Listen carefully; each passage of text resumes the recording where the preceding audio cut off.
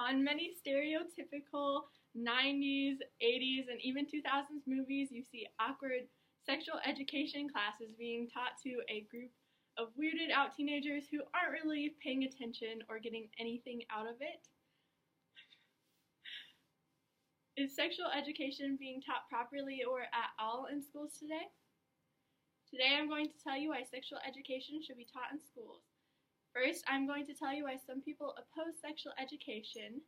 Then I am going to explain how sexual education can help prevent the spread of sexually transmitted diseases. Next, I am going to tell you how sexual education can lower the rates of teenage pregnancies. Lastly, I am going to tell you about the rates of some of these pregnancies. First, I'm going to tell you why some people oppose sexual education. Some parents think that they should be the ones to teach their children about sex, and they argue that they don't know what is being taught behind the closed doors of sexual education classrooms. And some of them even argue that there isn't enough accurate or helpful information being taught to teens in sexual education classrooms. And some also argue that sexual education may not benefit everyone. Some people aren't mature enough quite yet to learn about sex, especially from someone they might not be as close with, such as a teacher. And sexual education is traditionally aimed at heterosexual partners.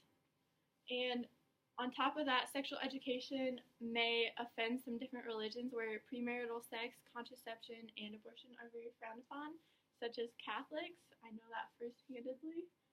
So now that I have told you why some people oppose sexual education, I am going to move on to why sexual education should be taught in schools.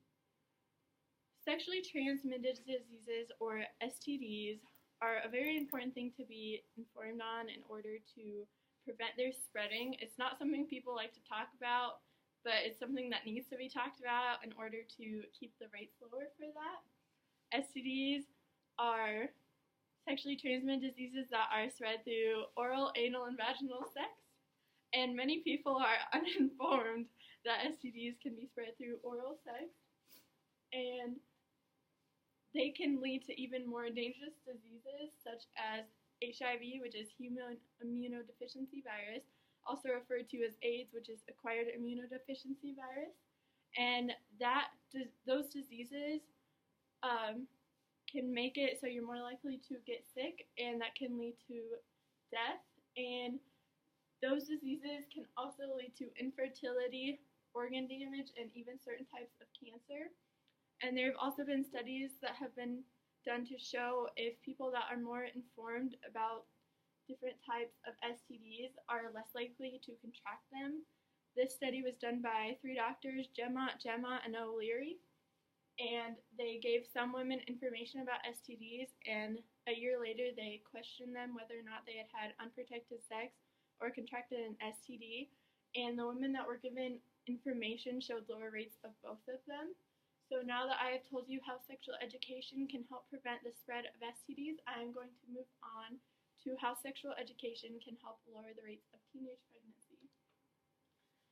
As teenagers, most of them aren't ready to be a parent when they're still a child themselves. And many teenagers are uninformed about different types of contraception methods, which contraception is different things that you can use to help prevent pregnancy.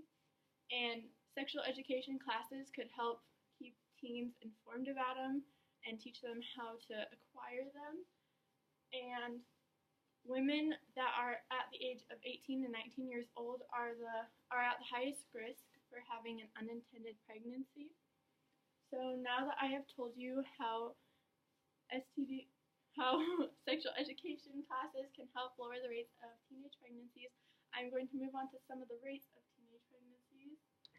The rates of teenage pregnancies are shocking to many.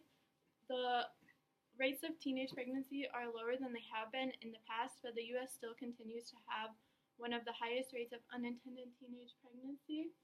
And the trends have shown that there is direct correlation between the rates of teenage pregnancy and children being put up for adoption, children being put in foster homes, and even abortion are. So the lower the rates of these are, the lower the rates of adoption and children being put in foster homes and abortion are. Now that I have told you about some of the rates of teenage pregnancy, we can round up how this all goes together. So today I told you about sexual education being taught in schools. First, I told you why some people oppose sexual education. Then I explained to you how sexual education can help lower the rates of sexually transmitted diseases. Next, I told you about how sexual education can help lower the rates of unintended teenage pregnancy. Lastly, I told you about the rates of those pregnancies. So now if your school offers a sexual education class, I hope you pay more attention to it than the characters do in those TV shows and movies to help prevent getting an STD or having an unintended teenage pregnancy.